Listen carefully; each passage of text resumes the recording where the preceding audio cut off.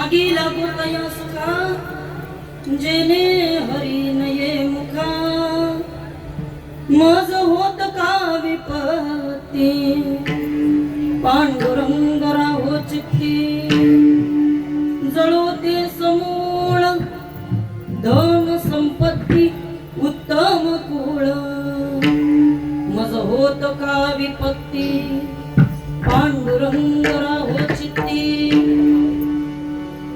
तुका मने देवा जेने घडे तुझी सेवा मज होत का विपत्ती पांडुरंग राहो चित्ती विठ्ठल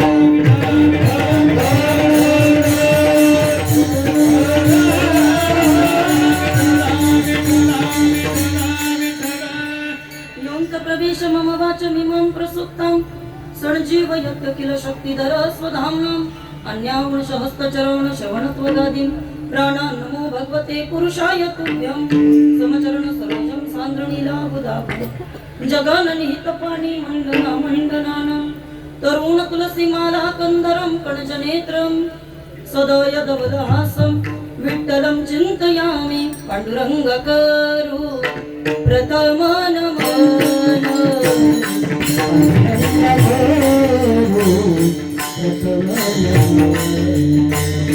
पांडुरंगा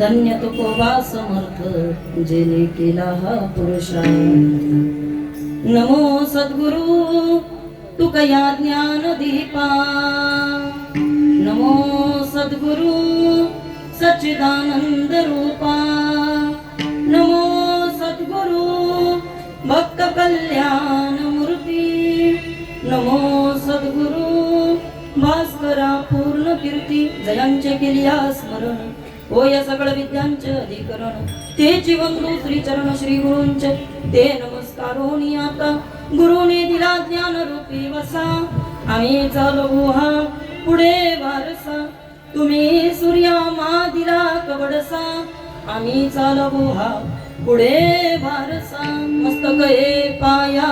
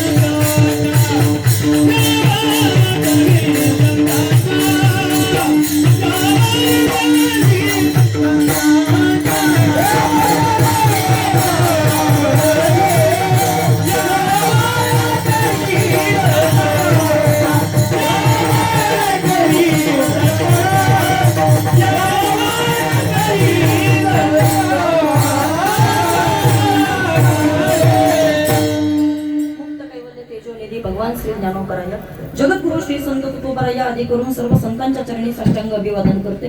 मायबाप श्रोत्यांना वंदन करते आणि या कीर्तन रूपी सेवेला सुरुवात करते. कीर्तन रूपी सेवे करता गायलेला अभंग देहूचे सुप्रसिद्ध साधू वैराग्याचे मूर्तिमंत पुतळे जगद्गुरु जगन्मान्य जगद्व्यापक श्रीमंत श्री जगद्गुरु तुकोबराय यांचा 4 चरणाचा मागणी प्रकरणातील आजच्या दिवसाचा या ठिकाणी साजेसा असणारा, कारण प्रपंचाचा ज्या वेळेला शेवट येतो आणि परमात्म्याची ज्या वेळेला प्राप्ती करायची असते त्यावेळेला परमात्मा समोर उभा ठाकला असेल आणि जर तो खरंच आपल्याला नेण्याकरता तयार असेल तर प्रपंचाविषयीचं आपलं मत काय असलं पाहिजे याचं उत्तर तुकोबाच्या अभंगात देतात. विठ्ठल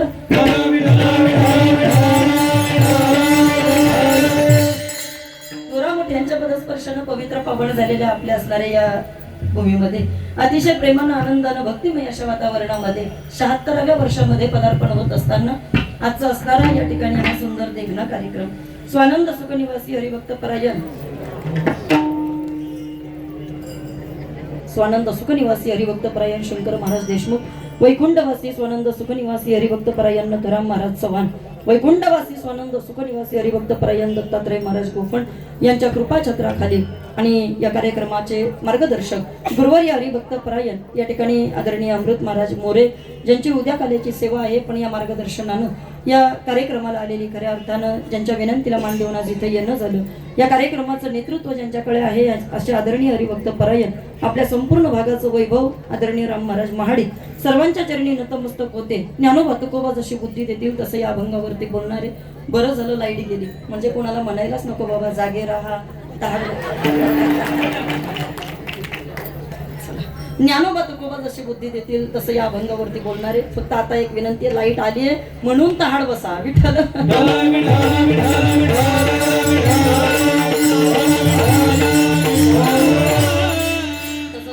तर या कार्यक्रमाकरता विशेष ज्यांचा हातभार आहे आणि ज्यांच्या विनंतीला प्रामुख्याने मान देऊन इथे येणं झालं असे या ठिकाणी मी बऱ्याच परिसरामध्ये रविदादा बऱ्याच वर्षापासून इकडच्या या पट्ट्यामध्ये येते, पण जेव्हा जेव्हा या ठिकाणी इकडे आलेली आहे 7 जणांची टीम, 7 जणांना गाडीमध्ये बसवायचं आणि मिळेल तिथं दिवसभर या ठिकाणी आपलं काम करणं आणि काम झाल्याच्या नंतर मात्र 7 जण गाडीमध्ये बसवायचे आणि त्यांना घेऊन मात्र परमार्थाचा आनंद घ्यायचा. सुखी आयुष्य काय असतं हे तुमच्या लोकांकडे पाहिल्यानंतर खरं तर आम्हाला कळतं. आणि म्हणून या ठिकाणी आदरणीय आमचे असणारे मोरे महाराज की ज्यांच्या खरं तर आग्रहातून हा कार्यक्रम माझ्यापर्यंत पोहोचला, आदरणीय आमचे असणारे अनंता बाबा, सर्वांची नावं घेणं माझ्याकडनं शक्य नाही कारण इतके टाळकरी तुम्ही सर्वांनी उभे केलेले आहेत आणि तुम्हा सर्वांचा दर्जा तुम्हा सर्वांचा मान माझ्यापेक्षा नक्कीच मोठा आहे. त्यामुळे सर्वांच्या चरणी नतमस्तक होते आणि या कीर्तनाला सुरुवात करते. विठ्ठल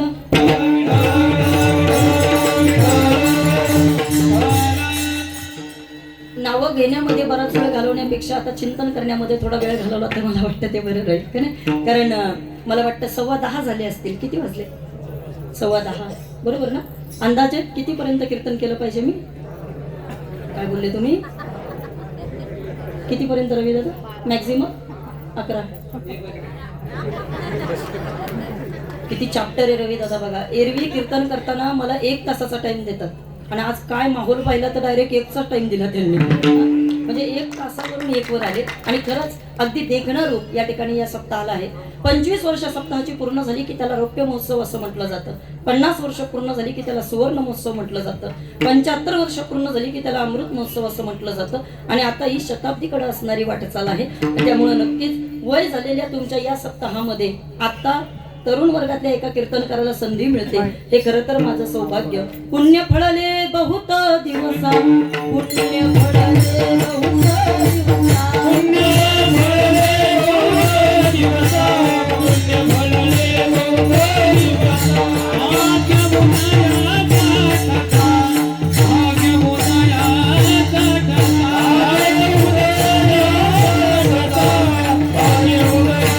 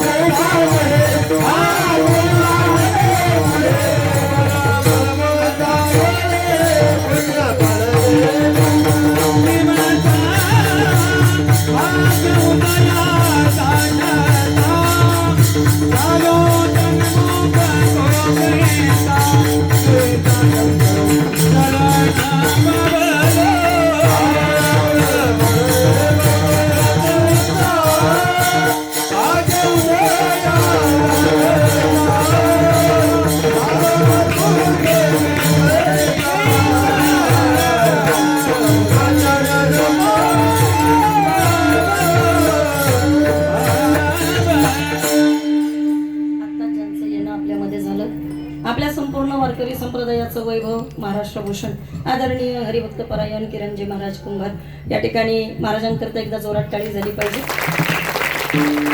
तुमच्या कोकण प्रांताला या ठिकाणी दिल्लीकडनं सुद्धा सांप्रदायिक पुरस्कार ज्यांनी आणला ते म्हणजे या ठिकाणी आपले महाराज आहेत. आणि हे माझं सौभाग्य की आज माझ्या या कीर्तनामध्ये फॅन चालू झाला का नाही परत बंद झाला. चला इकडे पहा, ही सगळी मंडळी या कार्यक्रमाकरता उपस्थित आहेत. एक वाक्य बोलते, झापची लोक सर्वांनी ऐका. ही सगळी जी पुढे बसलेली लोक आहेत ना, ही माझ्या समोर संतोष महाराज, ही जी सगळी लोक आहेत यांच्यातला एक एक व्यक्ती एकेका कार्यक्रमाला बाहेर गेला तर तो त्या कार्यक्रमाची उंची वाढवत असतो. ही सगळी एवढी ताकदीची माणसं आहेत.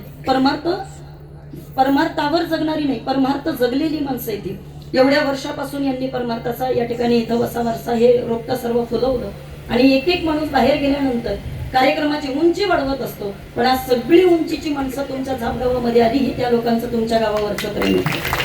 विचार करा तुम्ही, पंचक्रोशीमध्ये आजूबाजूला सर्वत्र तुकोबारायांच्या विजेचा उत्सव चालू आहे, सगळीकडे या ठिकाणी कार्यक्रम चालू आहे. पण एवढं असताना सुद्धा का बरं हे गाव इतकं विशेष असेल? तर याच्या मागचं काहीतरी स्पेशल कारण असलं पाहिजे. ऐका, काहीतरी प्रेम असेल तुमच्या गावावरती, त्याशिवाय इथे येणं होणं नाही. आणि म्हणून नक्कीच या प्रेमाचा आदर करत असताना आज अभंग थोडासा वेगळा घेतलाय.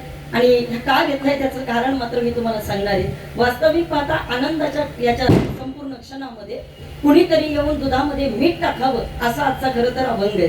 नीट ऐका, तसा आजचा हा अभंग आहे. पण तरी सुद्धा हा अभंग मी माझ्या स्वतःच्या जबाबदारीने इथं घेतलाय, कारण उद्याचा सोहळा म्हणजे संपूर्ण महाराष्ट्राकरता एक असणारा महत्वाचा दिवस आहे, ज्याचं नाव आहे वैकुंठ गमन. विठ्ठल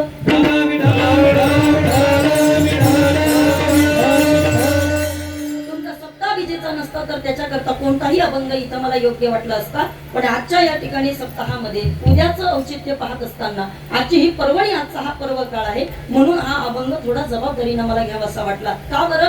कारण ही तुकोबारायांची अवस्था आहे आणि या अवस्थेपर्यंत तुकोबाराय इथपर्यंत पोहोचले. काय अवस्था आहे तुकोबारायांची? ऐका, परमात्मा आता तुकोबारायांना नेण्याकरता समोर येऊन टाकलेला आहे आणि उभा येऊन असताना या ठिकाणी आज तुकोबा म्हटले, देवा आयुष्य गेलं आणि तुझ्याकडे काही ना काहीतरी मागत राहिलो. आयुष्य गेलं तुकोबाराया म्हणतात, देवा अरे तुझ्याकडे काही ना काहीतरी परमार्थिक याचना करत राहिलो. पण खरं सांगू का, आता मात्र परमार्थामध्ये इतकी परिपक्वता प्राप्त झाली की आता तुझ्याकडे परमार्थिक सुख सुद्धा नको आणि तुझ्याकडनं आध्यात्मिक या ठिकाणी प्रापंचिक सुख सुद्धा नको. मग तुकोबा काय हवंय? तुम्ही अपेक्षा कशाची करता? आणि ऐका तुकोबाराया, अहो आता वेळ आली की लोकांनी तुम्हाला मानायला सुरुवात केली. आता वेळ आली तुकोबाराया की लोकांनी तुमच्या नावानं जयघोष करायला सुरुवात केली. आता खरी वेळ आहे तुकोबा, तुमचा जयघोष महाराष्ट्रामध्ये होईल. आणि इतकंच नाही तर तुम्ही म्हणाल ती इच्छा कदाचित आता हा समाज पूर्ण करेल. का बरं?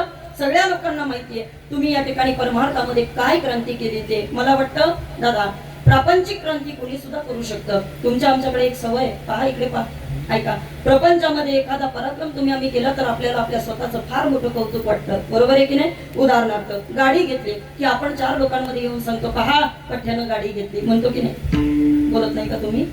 बोला बोला पटापटा. गाडी घेतली तर आपण 4 लोकांमध्ये येऊन सांगतो. तुम्ही आम्ही प्रत्येकानं बाबा घर बांधलं तर घर बांधल्याच्या नंतर वास्तुशांतीच्या निमित्तानं सगळ्या आपल्या नातेवाईकांना आमंत्रित करत असतो. ही तुमच्या आमच्याकडची परमार्थामधली नाही, प्रपंचामधली ही पराक्रमता असेल. पण आता नीट ऐका, प्रपंचामध्ये केलेला पराक्रम आपण 4 लोकांमध्ये सांगत असतो. पण महाराज म्हटले, ऐका, आम्ही प्रपंचाकडे तसं लक्षच दिलं नाही. मग आम्ही एकच पराक्रम केला जो या विश्वामध्ये परत कुणाला करता येण्यासारखा नाही. कोणता? तर ऐका, अनुरेनु या थोकडा, अनुरेनु या थोकडा,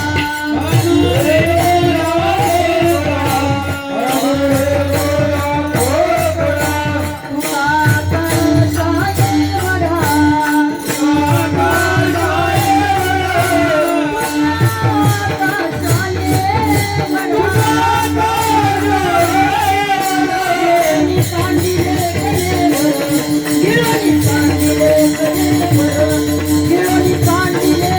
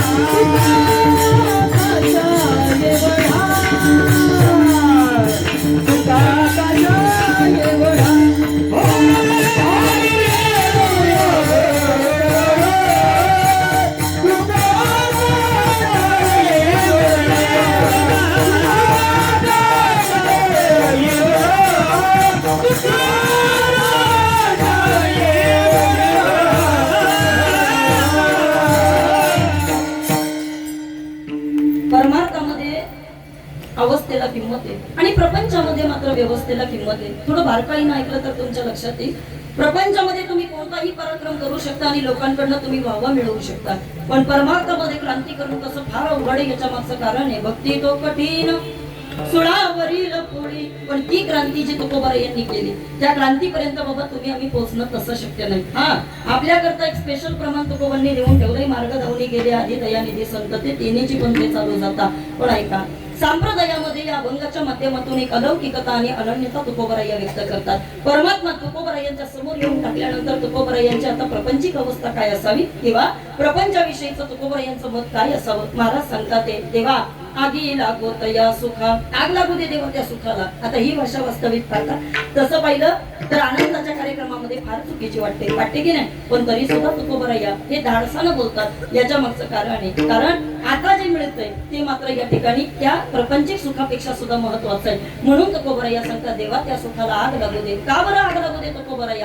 महाराज म्हणते, देवा अरे जर तुझं भजन घडतंय, तुझं नामस्मरण घडतंय आणि तुझी प्राप्ती होत असेल तर मला या प्रपंचिक सुखाची काही या ठिकाणी आवश्यकता वाटत नाही. महाराज सांगतात, जेने हरी नये मुखा, जर मुखामध्ये तुझं नामचिंतन नसेल, देवा जर तू माझ्या डोळ्यासमोर नसेल तर किती जरी सुख मिळालं तर ते माझ्याकरता योग्य नाही. अमृत महाराज पुढे जाऊन तुकोबारायांनी सांगितलं, खरं सांगू का भगवंता, तुला प्राप्त करण्याकरता आतापर्यंत या ठिकाणी भरपूर सायस केला. 42व्या वर्षी देवा तू माझ्या समोर आलेला आहे आणि हे करत असताना अनेक प्रकारची विपत्ती माझ्या जीवनामध्ये मी सहन केली. बरेचसे चढउतार माझ्या जीवनामध्ये मी पाहिले. संसारामध्ये राहत असताना या ठिकाणी जगाचे अनेक आघात मी सोसले. पण ऐक देवा, मी हे सगळं सहन केलं याच्या मागचं एकच कारण होतं, कारण मला तू हवा होता. मज होत का विपत्ती पांडुरंग राहो चित्ती. एका फक्त गोष्टीकडे पाहत होतो आणि या सगळ्या सुखांवरती या ठिकाणी मात करून मी पुढे चाललेलो होतो. तुकोबाराय तुम्ही म्हणताय ते मान्य, पण आता सांगा या ठिकाणी तुमच्या कुळाबद्दल तुमचं काय मत आहे, या ठिकाणी तुमच्या असलेल्या धनसंपत्तीबद्दल तुमचं काय मत आहे. कारण छत्रपती शिवाजी महाराजांनी एवढा नजराणा तुमच्या दारामध्ये पाठवला. कदाचित तुकोबा आता तुम्ही वैभवाचं जीवन जगू शकता. इतकंच नाही तुकोबाराय, तर अनेक वर्षापासून अनेक पिढ्यांपासून तुमचा परमार्थ चालू आहे. आता तुम्ही ठरवलं तर कदाचित तुमच्या कुळाचा उद्धार या ठिकाणी तुम्ही करू शकता. महाराज म्हटले, देवा खरं सांगू का, आता मला या कुळाविषयी चिंता राहिली नाही. आता मला तुझ्या या धनसंपत्तीविषयी सुद्धा चिंता राहिलेली नाही. जळो ते समूळ, सगळं जळून जाऊ दे देवा. काय काय धन संपत्ती उत्तम कुळ, ही तुझी धन संपत्ती याचं काही सांगू नको, हे सगळं जळून जाऊ दे. तुकोबा काय बोलताय तुम्ही? अहो असं तुम्ही म्हणताय आग लागू दे, जळून जाऊ दे, ही भाषा या ठिकाणी योग्य नाही. पण तुकोबाराय म्हटले, देवा खरं सांगू का, संसाराला आग ती व्यक्ती लावू शकते कोण, की जिला त्याच्यापेक्षा सुद्धा काहीतरी चांगलं मिळालेलं आहे. आणि म्हणून देवा जर आता तू मिळतोय ना, तर मला याच्यापेक्षा आता काही महत्वाचं वाटत नाही. तुझी सेवा घडली, जीवनामध्ये दुसरं काहीच नको. तुका म्हणे देवा जेने घडे तुझी सेवा, जेने घडे तुझी सेवा, मला फक्त तुझी सेवा घडू दे, बाकी मला दुसरं कोणतंही सुख देऊ नको. आणि हे करत असताना किती विपत्ती जरी झाली तरी ती भोगण्याची माझी तयारी आहे. अभंगाचा भावार्थ कीर्तनाला सुरुवात. विठ्ठल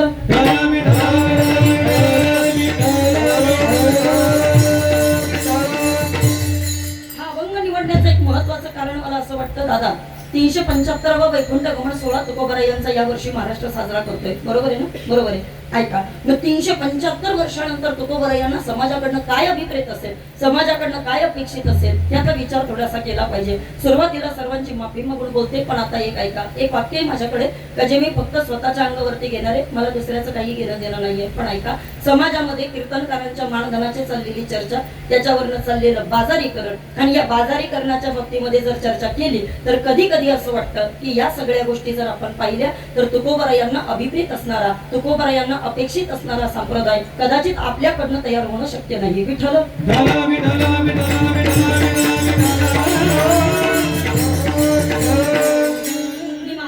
बोलले, मला बाकीच्यांविषयी बोलायचं नाहीये दादा, पण आता इकडे पहा, हे बोलण्यामागे सुद्धा एक धाडस लागतं आणि ते वैयक्तिकरित्या मी माझ्या पद्धतीनं करते. का करते त्याच्या मागचं कारण आहे. बाबा 20-25 वर्ष झाली या ठिकाणी मी कार्यक्रम करते, पण या 20-25 वर्षानंतर अजूनही एकेका अभंगाकडे तुकोबाराय यांच्या पाहिलं तर खरंच कळत नाही तुकोबाराय यांना या अभंगाच्या माध्यमातून आपल्याला नेमकं काय सांगायचंय. एक एक अभंग कधी प्रपंच करायला शिकवतोय, एखादा अभंग कधी परमार्थ करायला शिकवतोय, एखादा अभंग झालेल्या चुका आपल्या समोर आणून टाकतोय. मग नक्की विचार करायला गेलं तर कधी कधी कठीण वाटतं की खरंच तुकोबा आम्ही कसं जगलं पाहिजे. हे कधी एक मी अजून थोडं आणखीन पुढे जाऊन सांगू का, वारकरी संप्रदायाचं वैभव, वारकरी संप्रदायाचं भूषण.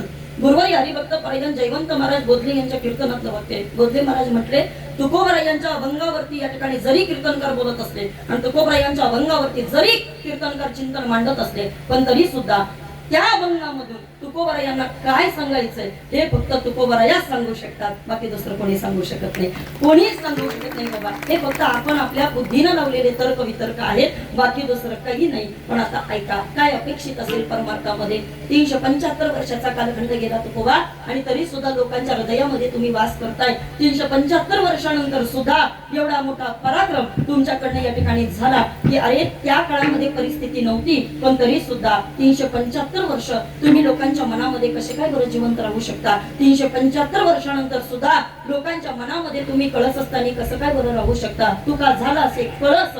आम्ही या ठिकाणी संप्रदायाकरता अभिप्रेत असणारी भाषा वापरतो. मग कळस असताना जात असताना तुकोबरा यांचा प्रवास परमार्थिक कसा असेल याचं चिंतन आपण सर्वांनी केलंच पाहिजे. विठ्ठल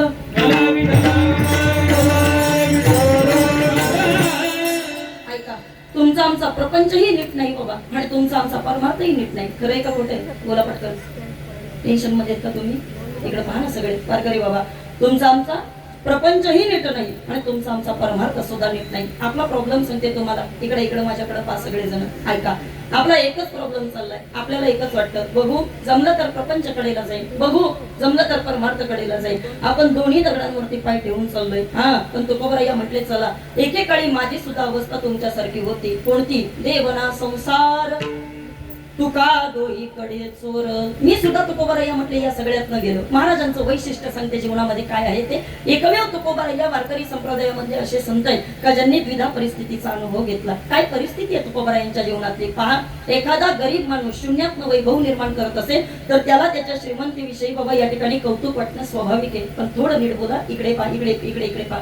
सगळ्यांनी उत्तर द्या आणि मला सांगा, गरीब माणूस श्रीमंत झाला तर कदाचित त्याला त्याच्या वैभवाचा आनंद वाटतो, पण श्रीमंतीतनं एखादा माणूस गरीब झाला तर त्याला खरंच परमार्थामध्ये यावंसं वाटेल का? उत्तर द्या, उत्तर द्या, उत्तर द्या. नाही वाटणार बाबा, नाही वाटणार. का? उलट पक्षी तुमच्या आमच्या सामान्य माणसाचा परमार्थावरचा विश्वास उडेल, परमार्थावरचा विश्वास उडून जाईल. बाकीचं सगळं जाऊ द्या. हा, यावर्षी एक व्यक्ती आमच्या दिंडीमध्ये आला नाही. त्याला विचारलं, म्हटलं दादा का बरं आले नाही तुम्ही, नेमकं काय कारण आहे? तो म्हटलं ताई 25 वर्षापासून वारी केली, पण काय दिलं म्हणे तुमच्या देवानं. म्हटलं झालं काय ते सांगा. म्हटलं वारीला निघालून म्हशीचं टोन गमेलं.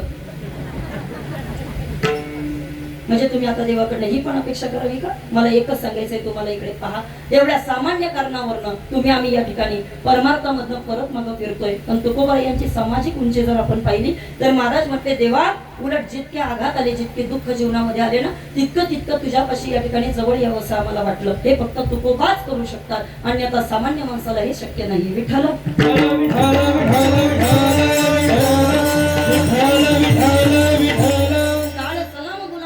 या घरी राबत असे, हे का करावं लागलं काळाला सुद्धा? याच्या मागचं कारण आहे, त्यांना जमलं ते आपण करू शकत नाही. मग आता ऐका, सुखामध्ये तुम्हाला आम्हाला प्रत्येक वेळेला बाबा या ठिकाणी केवळ आणि केवळ स्वतःवरती क्रेडिट घ्यावं असं वाटतं. प्रतिष्ठेकरता राहणारी, प्रतिष्ठेकरता जगणारी तुम्ही आम्ही सगळी माणसं आहे. पण आता नीट ऐका बाबा, संतांकडे पाहिल्यानंतर अलौकिकता कळते, संतांकडे पाहिल्यानंतर अनन्यता कळते. काय असतं ताई पहा, काळ अलौकिक या ठिकाणी कोणाला म्हटलं जातं? लौकिक लोकांना जे कळत नाही त्याला अलौकिक असं म्हटलं जातं. काळाची सत्ता जिथं काम करत नाही त्याला अलौकिक असं म्हटलं जातं, आणि पंचमहाभूतामध्ये जे अडकत नाही त्याला अलौकिक असं म्हटलं जातं. पण अलौकिक शब्दाची व्याख्या करत असताना संप्रदायामध्ये 3 शब्द येतात. त्याच्यामध्ये पहिला शब्द येतो देव, दुसरा शब्द येतो देवाचं नाव, आणि तिसरा शब्द येतो ते म्हणजे संत. आता नीट ऐका, का बरं आम्ही देवाच्या नावाला अलौकिक म्हणतो? त्याच्या मागचं कारण आहे पहा. तुम्ही लौकिक लोकांना ते कळत नाही म्हणून आम्ही देवाच्या नावाला अलौकिक म्हणतो. सगळ्या बसलेल्या झापच्या लोकांनी मला उत्तर द्या आणि मला सांगा, आतापर्यंत 75-76 वर्षामध्ये इतके कीर्तनकार तुमच्याकडे आले असतील, आणि एवढ्या कीर्तनकारांनी तुम्हाला फक्त एकच सांगितलं असेल का नाही, चला हातानं टाळी वाजवा आणि मुखानं बोला ना पटकन.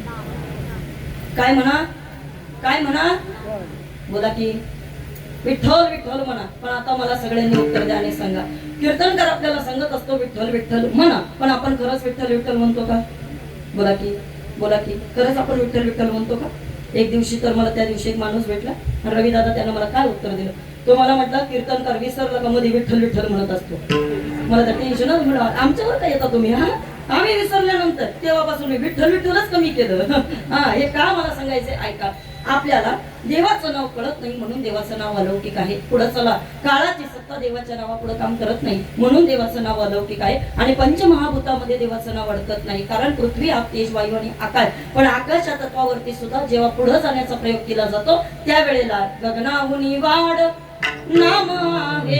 गगनापेक्षा सुद्धा देवाचं नाम मोठं आहे म्हणून या ठिकाणी आम्ही देवाच्या नावाला अलौकिक म्हणतो. बरं ठीक आहे, आम्ही देवाच्या नावाला अलौकिक म्हणतो आणि आम्ही देवाला सुद्धा अलौकिक म्हणतो. देवाला अलौकिक का बरं म्हणतो? त्याच्या मागचं कारण आहे, लौकिक लोकांना देव कळाला असता तर तुकोबर यांना म्हणावं लागलं नसतं, देव घ्या कोणी, देव घ्या कोणी, आईता आला घर पुसोनी. ज्या अर्थी तुकोबराया तुमच्या आमच्या दारामध्ये आले आणि ज्या अर्थी तुकोबरायांनी आपल्याला देव घ्यायला सांगितला त्या अर्थी लौकिकांना देव कळाला नाही. पुढे चला, काळाची सत्ता देवाच्या पुढे काही करत नाही म्हणून देव अलौकिक आहे. कारण बसलेल्या प्रत्येकाला माहितीये आपण इथं किती जरी बाबा हुशारक्या मारत राहिलो आणि इथं किती जरी आपल्या स्वतःचा टेंभा मिरवत राहिलो पण मृत्यू दारामध्ये आल्यानंतर मात्र आपण काहीच करू शकत नाही. बोला पटकन, काही करू शकतो का? किती मोठा बाबा या ठिकाणी पदाधिकारी असू दे, किती मोठा सत्ताधीश असू दे, संपत्तीवान असू दे, पण मृत्यू दारामध्ये आल्याच्या नंतर तो देवा पुढे काही करू शकत नाही. महाराज सांगतात, मग तेथे नचले काही, सत्ता संपत्ती राहील ठाईच्या ठाई, पुढे संचित देईल ग्वाही, काही नचले मग यमाज्ञा. पुढे जाऊन तुकोबारायांनी सांगितलं, अरे तुम्ही या देहावरती प्रेम करू शकत नाही का? यालाही तुम्हाला अलौकिक म्हणता येत नाही. देवाला तुम्ही अलौकिक का म्हणता? त्याच्या मागचं कारण आहे की हा सगळ्या देवाचा आणि सगळ्या देहाचा कारभार जर कोणाकडे असेल तर तो परमात्म्याकडे. पंचमहाभूतापेक्षा सुद्धा परमात्म्याचं अधिष्ठान मोठं आहे म्हणून आपण देवाला अलौकिक म्हणतो. आणि त्यानंतर जर कोणाचा नंबर लागत असेल तर तो म्हणजे संतांचा. त्याच्या मागचं पहिलं कारण, लौकिक लोकांना संत कळाले नाहीत. मला सांगा, इथं बसलेल्या प्रत्येकानं ज्ञानोबराया त्यावेळेला लोकांना कळाले असते तर माधुकरी मागण्या करता गेल्यानंतर झोळी फाडण्याची हिंमत कुणी केली असते का? द्या उत्तर पटकन, द्या उत्तर पटकन, बोला की पटकन, बोला बोला. बरं मला बसलेल्या लोकांनी सांगा, संतांना त्रास देणारी लोक काही आपल्यासारखी होती का? बोला ना बाबा, संतांना त्रास देणारी लोक आपल्यासारखी होती? नाही नाही नाही. मग त्या उंचीचेच लोक होते. आणि अजून पुढे जाऊन सांगते तुम्हाला, पहा, उंचीच्याच लोकांनी बाबा संतांना त्रास दिला.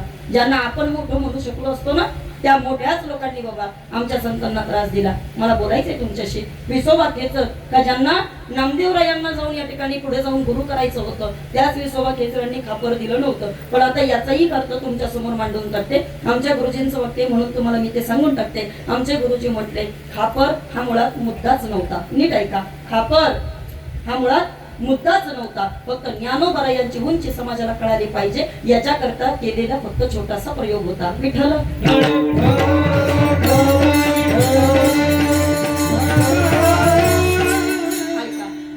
रामेश्वर भट्ट हे काही सामान्य नाव नाहीये, पण तरी सुद्धा जर रामेश्वर भट्टांकडनं तुकोबरायांच्या बाबतीमध्ये जर इतका त्रास असेल तर मी फक्त एकच सांगेन, उंचीच्या लोकांकडनं संतांना जरी त्रास झाला असला पण आता इकडे पा सगळेजण संसारामध्ये झालेला छोटा मोठा त्रास तुम्ही आम्ही सगळेजण पाहिला का? छोट्या मोठ्या त्रासाकडे पाहून आपण देवाच्या नावानं आरोळी ठोकवत असतो. देवा काय आमच्या प्रपंचाचं वाटोळं केलं, देवा काय आमच्या संसारावरती हे दिवस आणले, देवा अरे काय आजूबाजूच्या ठिकाणी लोकांचे बंगलेच्या बंगले तयार झाले पण अजून या ठिकाणी आल्यापासून 18 विश्व दारिद्र्यच आमच्या बरोबर आहे. असं आहे. बोला बोला पटकन, बोलतो की नाही आपण देवाला? बोला. दुसऱ्याचं चांगलं झालेलं खरं सांगा आपल्याला बघवतं का? ती चहा पिऊन येऊ का? बोला, खरंच मनापासून आपल्याला दुसऱ्याचं चांगलं झालेलं बघवतं? तुम्ही हे पहा, थोडं प्रामाणिक राहूया, आपण सगळेजण प्रामाणिक राहूया बाबा. मला एकच सांगायचं आहे, किती जरी लपंडाव खेळले आणि किती जरी खोटं बोललो ना तरी सुद्धा आतलं मन मात्र कधी माणसाशी खोटं बोलत नाही. बोलतं का खोटं? कधीच खोटं बोलत नाही. तुम्ही पहा, मला तरी असं वाटतं, झाड जाणीचे फुले आणि माणूस जाणीचे बोले. आपल्याला ज्ञानोबरायांनी स्पष्टपणे सांगितलंय. तुम्ही पहा, माणसाच्या बोलण्यामधनं आपोआप कळत असतं की खरंच तुमच्या मनावरती समाधान आहे का, खरंच तुमच्या अंतःकरणामध्ये या ठिकाणी समाधान आहे का, कळत असतं बाबा. मी बोलेल तुम्हाला, प्रामाणिकपणे उत्तर द्या. सगळ्या बसलेल्या लोकांनी मला सांगा, दुसऱ्याच्या घरामध्ये गेल्यानंतर आपण त्याचं सिलिंग पाहत राहतो, आपण त्याचा फॅन पाहत राहतो, आपण त्याच्या टीव्ही कडे पाहत राहतो, आपण त्याचं फर्निचर पाहत राहतो, पाहतो की नाही?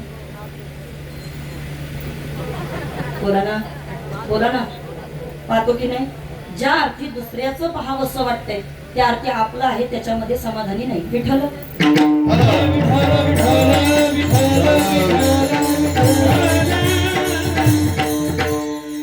हे फक्त फर्निचरचं सांगितलंय, आता बाकीचं सांगायला लागू नका. तिकडे पहा. हा बाकीच हा अजून खूप आहे माझ्याकडे सांगण्यासारखं, पण मला हे का सांगायचंय पहा, दुसऱ्याचं पहावं असं वाटतंय, त्या अर्थी आपण नक्कीच समाधानी नाही. मग ताई आम्ही काय केलं पाहिजे? चला महाराजांच्या परमार्थाच्या उंचीकडे येऊया आणि मग मी तुम्हाला या ठिकाणी पुढचा कार्यक्रमाच्या या ठिकाणी आढावा आहे तुम्हाला सांगायचा आहे. ऐका, काय असेल महाराजांची उंची, कसा असेल महाराजांचा परमार्थ. वयाच्या 13व्या वर्षी अनाथ झालेले तुकोबाराया, आई गेली, वडील गेल्याच्या नंतर मात्र घरामध्ये अनेक विघ्न तुकोबारायांनी पाहिले. लाडका मुलगा संतोबा जाताना पाहिला, मोठ्या भावाची पत्नी जाताना पाहिली, स्वतःच्या घरातली पत्नी अन्न करून जाताना तुकोबारायांनी पाहिली. ही झाली महाराजांची प्रपंचिक अवस्था. पण पुढे गेल्याच्या नंतर महाराजांनी एक ठरवलं, काय? दुःखामधनं आपण कुठेतरी स्वतःला सावरलं पाहिजे. मग कसं काय दुःखामधनं सावरायचं? महाराजांनी जगाकडे पाहिलं आणि महाराजांना कळालं, जन हे सुखाचे दिल्या घेतल्याचे अंतही काळीचे नाही कोणी. ही सगळी लोक आपल्या सुखामध्ये सोबत होती, पण आता दुःखात येणारं कोणीच नाही, कारण तो पला पाटील गावीचे हे लोक आणि आता माझं भीक पूर्ण झाली. ही अवस्था आपल्यावरती यावी का? मग आता ऐका, ही सगळी परिस्थिती तुकोबारायांनी डोळ्यानं पाहिली. एक दिवशीचा प्रसंग आहे महाराजांच्या जीवनातला. महाराजांच्याच मुलांना ऊस खाण्याची इच्छा झाली. तुकोबाराया घरातून बाहेर निघाले. चला म्हटले, आधी प्रपंच करावा, निटका, मग परमार्थ साधावा, विवेका. महाराज घराच्या बाहेर पडले. पोरांना ऊस खाण्याची इच्छा झाली. आवली आई साहेबांनी पुढे यावं आणि आवली आई साहेबांनी तुकोबारायांना विचारावं. म्हटले, धनी आपल्या पोरांना ऊस खाण्याची इच्छा झाली आणि तुम्ही इतके शांत कसे काय बसू शकता?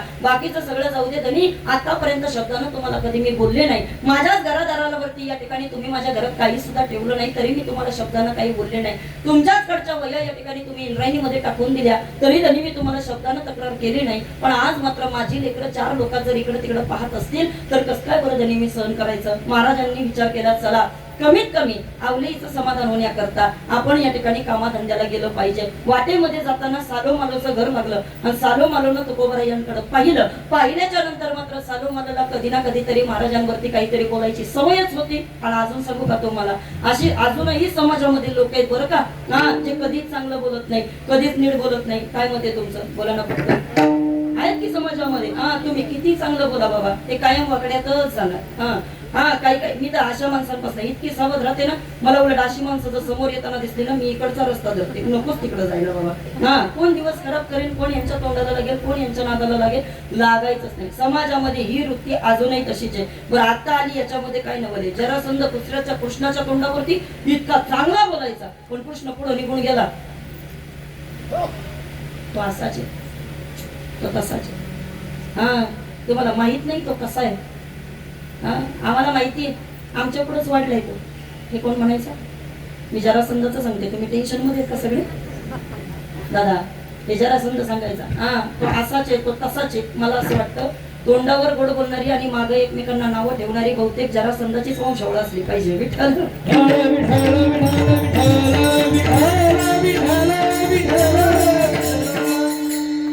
एक मत आहे माझं, जाता जाता घेऊन जा. आपण सगळेजण परमार्थ करणारी माणसं आहेत बाबा.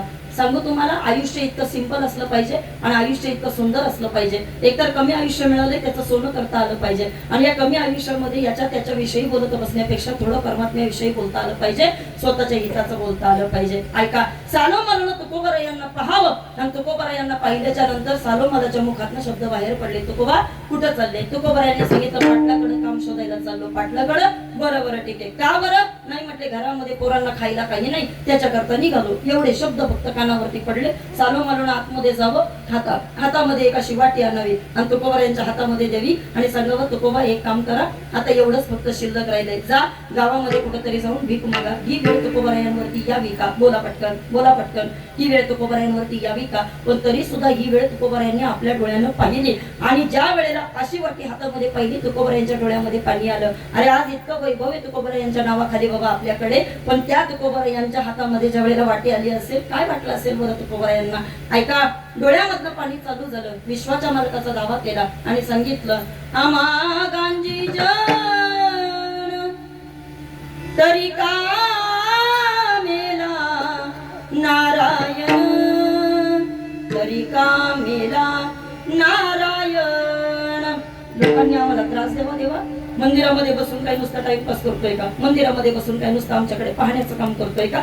ऐक देवा, घराघरावरती तुळशी पत्र ठेवलं, बायको म्हटली नाही, मुलं म्हटलं नाही, भंडारा भामचंद्र गोरावडा जिथं भेटल तिथं गेलो आणि तुझ्या नावाची साधना करत राहिलो. अखंडरित्या देवा फक्त आणि फक्त तुझी वारी केली. होईन भिकारी पंढरीचा वारकरी असं म्हटलो आणि ही सेवा करून जर हे फळपत्रामध्ये येत असेल तर देवा ऐक, याच्यामध्ये दास तुझी जाते, माझी जात नाहीये. तुकोबरायांनी देवाबरोबर संवाद करावा आणि सांगावा, देवा हे दिवस माझ्यावरती तू आणावे का? मग मात्र आता पुढे ऐका. असं म्हणतात, ज्या वेळेला हातामध्ये वाटी आहे, तुकोबरायांनी देवाकडे पाहिलं आणि सांगितलं, देवा हात पसरीजीने दिग्गजाचे काय उपयोग आहे देवा? अरे आज माझ्यावरती तू ही वेळ आणालीस का? नाही जमणार देवा मला, असा परमार्थ सुद्धा तुझा नको. आता ऐका, संसारामधले तुकोबराया परमार्थाच्या दिशेनं का बरं आले असतील, कशा करता आले असतील, याचा विचार करत असताना तुकोबरायांनी ठरवलं, चला आता जरी आपल्या बाबतीमध्ये असं घडत असलं पण विश्वामध्ये आपण एक क्रांती अशी करून दाखवायची का हात पसरायची वेळ आपल्यावरती आली असेल किंवा कोणीतरी हातामध्ये वाटी टाकली असेल, पण एक क्रांती जीवनामध्ये अशी घडली पाहिजे का लोकांना आपल्याकडे पाहून आम्ही तुकोबा पाहिले अशी धन्यता वाटली पाहिजे. आणि इतका परमार्थ तुकोबारायांनी करून दाखवला का बघणाऱ्यांनी तुकोबारायांकरता शब्द खर्च केले. धन्य म्हणावीन इह लोकी लोका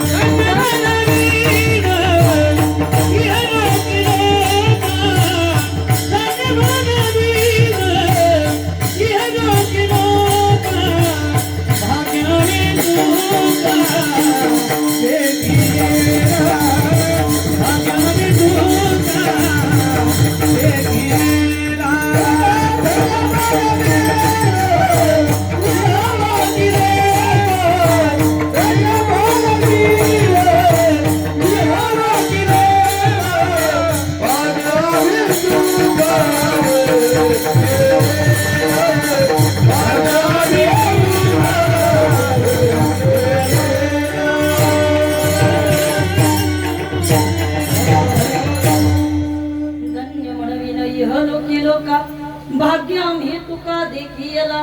वारकरी बाबा ऐका, आयुष्याची धन्यता कशामध्ये आहे ते आपल्याला प्रत्येकाला कळालं पाहिजे.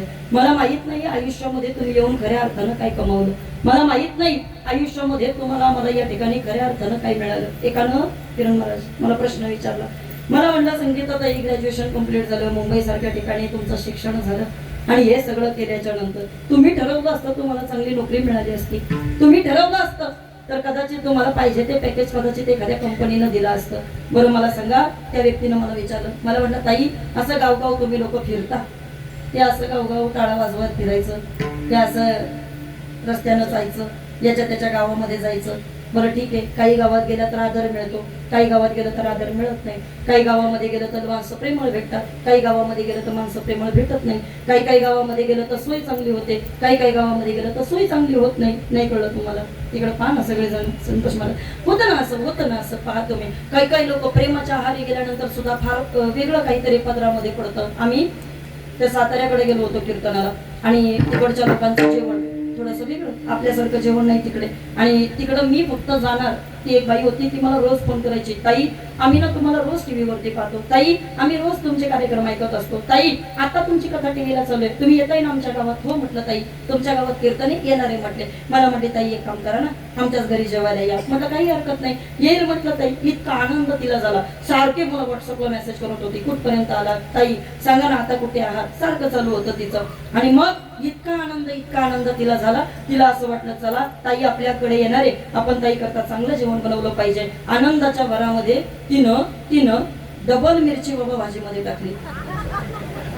किती आनंदाच्या भरामध्ये डबल मिरची तिनं भाजीमध्ये टाकली. पण आता इकडं पहा, ठीक आहे, जरा तिखट झालं असेल, पण आता ऐका इकडं पा, मला हे का सांगायचंय.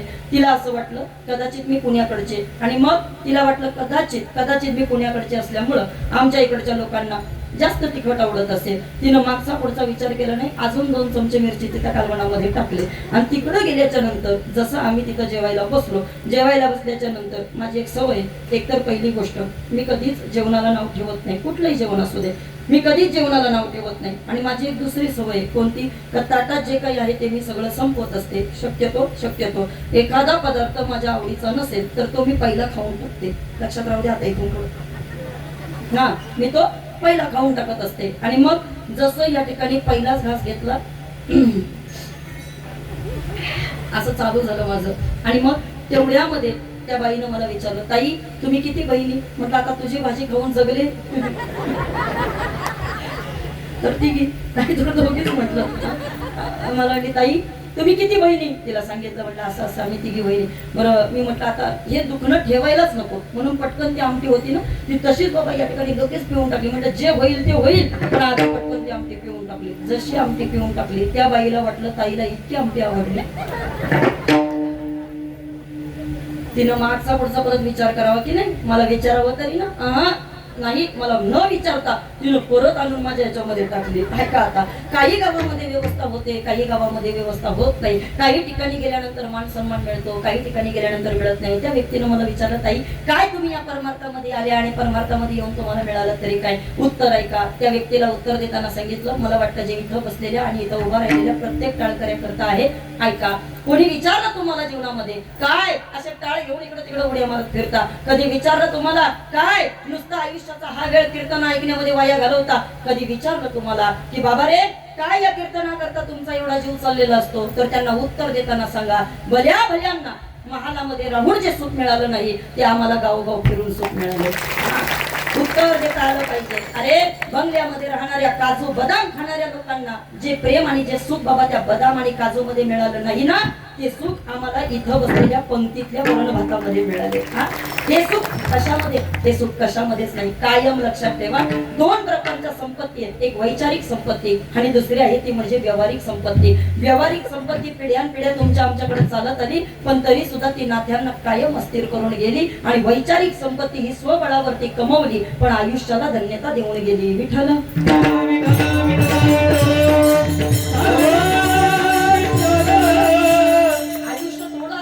चालेल, पण ते चांगलं आणि सुखानं जगता आलं पाहिजे. कशानं तरी समाधान प्राप्त होतं. ऐका, महाराजांकडे पाहिल्यानंतर तुमच्या आमच्या जीवनामध्ये नक्कीच आपल्याला कळेल. अरे पाटलानं उसाची मोळी दिली तुकोबारायांकडे, म्हटले जा तुकोबा, तुमच्या घरी 4 पोरं या ठिकाणी तुमची वाट पाहतात.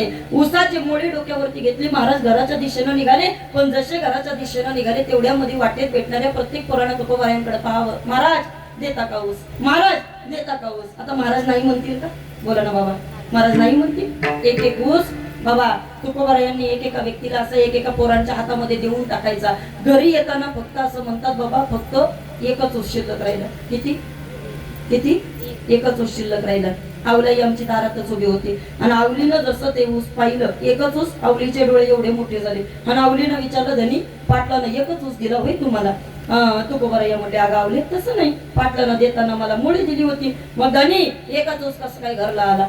तुकोबारायांनी स्पष्टपणे आणि प्रामाणिकपणे सांगितलं, कारण सत्य बोले मुखे, आपण जे बोलायचं ते खरं बोलायचं. महाराजांच्या तोंडात शब्द बाहेर पडले, आवले वाटेमध्ये मुलं भेटली आणि ते ऊस देऊन टाकले. आता आवली खरंच बाबा व्यवस्थित बोलली असेल का? नाही. आवलीनं जे बडबड करायला सुरुवात केली. म्हटली, धनी 4 दिवस पोरं उपाशी राहतात तरी तुम्हाला कळत नाही. कधी या ठिकाणी मंदिर सोडून तुम्ही कधी घराकडे आले नाही. मी कशी जगते कशी राहते हे माझं मला माहिती. फुटकाचं विना त्याला 2 तारा, राणी येर झाला पंढरीच्या, माझ्या 4 बहिणी नांदती सुखात, माझी कर्मरेषा आईशी कैशी. आणि मग या ठिकाणी तुम्ही एवढी माझी अवस्था करून ठेवली तरी तुमचं समाधान झालं नाही. खुशाली एक ऊस घरी घेऊन आले, बरं जाऊ दे, तो तरी ऊस कशाला घरला आणला, हा पण देऊन टाकायचा कोणाला तरी. तुकोबारायांनी उत्तर दिलं आणि सांगितलं, आवले खरं सांगू का, घेणारे संपले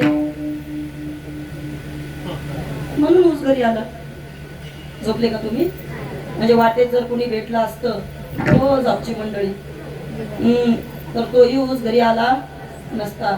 तुम्ही आम्ही आधी लाडूचे बॉक्स लपून ठेवतो, नंतर पंक्ती बसवतो. इकडचं सांगत नाही मी. पण काय बाबा तुकोबरायांचं जीवन आहे. तुकोबरायांनी आवलीला सांगितलं, अगं आवले, लोकाची पोरं काय, आपली पोरं काय, अगं सर्वाभूती पाये एक वासुदेव, अगं सगळी लोक आपलीच ना ग. पण तेवढी आवलीची बुद्धी नव्हती. आणि मग शेवटी मात्र तुकोबरायांची अवस्था आता थोडी वेगळी चालली. महाराजांनी विचार केला, चला किती करत राहिलो तरी प्रपंचामध्ये माझ्या आवली समाधानी असू शकत नाही. मी एकच वाक्य सांगते, ऐका. बऱ्याच वेळेला कीर्तनकारांनी बाबा आवली बद्दलची अनेक वक्तव्य केली, पण मला आज थोडस तिच्याबद्दलही बोलायचंय. का बोलायचंय त्याचं कारण सांगते. आज तुकोबराया आजच्या अभंगामध्ये संसाराला आग लागू दे ही भाषा जर वापरतात, प्रपंचाला आग लावण्याचा डिसिजन एकटा नवरा घेऊ शकत नाही. कायम लक्षात ठेवा, त्याच्याकरता बायकोची सुद्धा संपत्ती असावी लागते. त्याशिवाय बाबा तुम्ही कोणताही निर्णय घेऊ शकत नाही. आणि आज तुकोबा सर्वस्वीचा जर निर्णय घेतात, मग त्याबद्दल आवलीचं मत काय हे सुद्धा आपल्याला पाहायचंय. विठ्ठल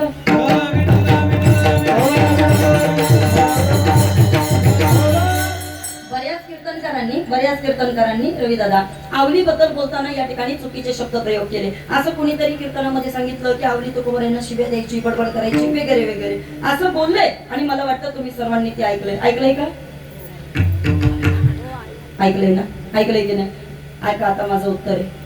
मागच्या वर्षी तुकोबरायांच्या 375व्या वैकुंठ गमन सोहळ्याच्या निमित्तानं तुकोबरायांची पत्नी आवली म्हणजे तुकोबरायांची आवली या विषयावरती कथा करायचं भाग्य मला मिळालं. मला माहित नव्हतं आवलीचं काय बाबा मन असेल, मला माहित नव्हतं आवलीचं जीवन कसं असेल. पण कथेच्या माध्यमातून मात्र आवली ज्या वेळेला लोकांसमोर सांगत होते त्यावेळेला एकच वाक्य मला कळालं, तुकोबरा या संप्रदायाचा कळस आहे. हे झालं तुम्हा सर्वांचं मत, पण नीट ऐका, इकडे पहा. तुकोबरायांचा परमार्थाचा वटवृक्ष फुलवत असताना त्या तुकोबरायांच्या वटवृक्षाची लागलेली फळं सगळ्या समाजानं जरी पाहिली तरी त्याचं असणारं मूळ जे तुकोबरायांच्या प्रपंचाला घट्टपणे धरून ठेवत होतं तिचं नाव म्हणजे आवली. तिचं नाव म्हणजे आवली. आजही एवढे सगळे टाळकरी इथं बाहेर फिरतात ते, जाऊन कधीतरी विचारा, जर पत्नीची परमिशन नसती तुम्ही इथं आले असते का? बोला ना पटकन. जाऊन तर दाखव असं जर ती म्हटलीच असती तुम्ही आले असते का? बोला बोला पटकन. हो टाळकरी हिम्मत सुद्धा केली नसती यांनी. विठ्ठल विठ्ठल.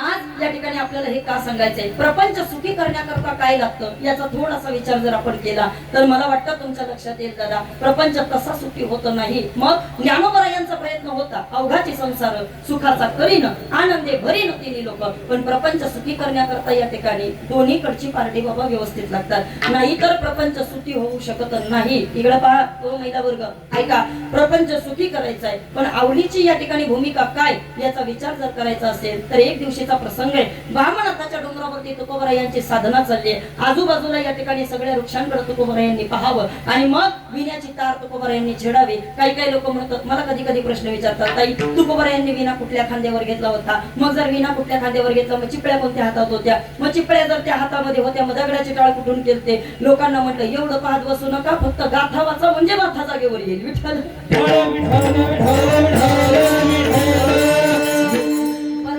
लोकांच्या शंका फार वाढत चालल्यात बरं का. मला वाटतं त्या शंकाच बाबा परमार्थामध्ये तुम्हाला आम्हाला फार बाधक आहे. ऐका, मला शंका काढायच्यात म्हणून फक्त आज मला कीर्तन करायचंय. कारण ऐका, 76वं वर्ष आहे. जर हे सप्ताहाचं पहिलं दुसरं वर्ष असतं तर कदाचित सासू सुना गाणी कविता गप्पा हे करून तुम्हाला इथं हसून रडून मी पटकन निघून पण गेले असते. पण मला आज असं वाटतं हे हसवणं रडवण्याचं सासू सुनांचं कीर्तनच नाहीये. आजचा दिवस म्हणजे महाराजांच्या जीवनाकरता या ठिकाणी तुमच्या आमच्या प्रती असणारा भाव प्रकट करण्याचा दिवस आहे. थोडं कंटाळा येईल, थोडंसं बोरिंग वाटेल, पण काही हरकत नाही. तुमच्याकडे दरवर्षी कीर्तनकार नवीन असतो. मला खात्री आहे पुढच्या वर्षी माझा नंबर इथं नाहीये, त्यामुळे मी टेन्शन घेणार नाहीये. दरवर्षी तुम्ही नवीन कीर्तनकार बोलवताय, पाहूया पुढच्या वर्षी काय. पण या वर्षी जर मला कीर्तन दिलंय तर मला अपेप्रेत असणारं फक्त एकच चिंतन आहे, ते म्हणजे तुकोबरा यांचं. विठ्ठल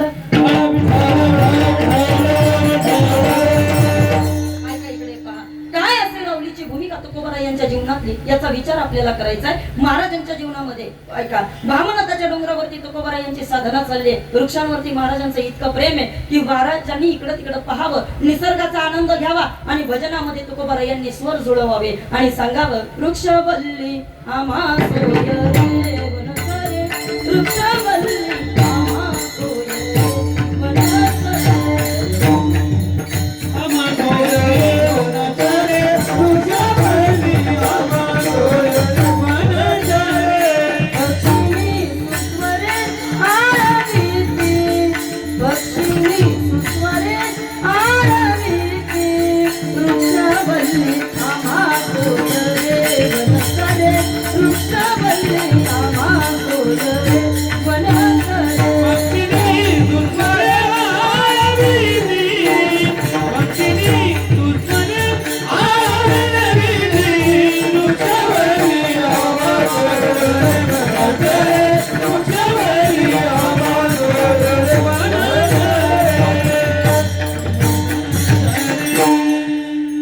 झाडांची किंमत माणसाला आता कळायला लागली, बरोबर ना? सरकारनं नियम काढला, झाडे लावा झाडे जगवा, बरोबर आहे ना? तुकोबरा यांचं त्या काळामधलं निसर्गावरचं प्रेम आहे. ऐका, शाळेमध्ये असताना आम्हाला एक कविता होती, कविता फार सुंदर होती. काय करतात बाबा ही झाडं? ऐकायचंय ओ झापची लोक, ऐकायचंय?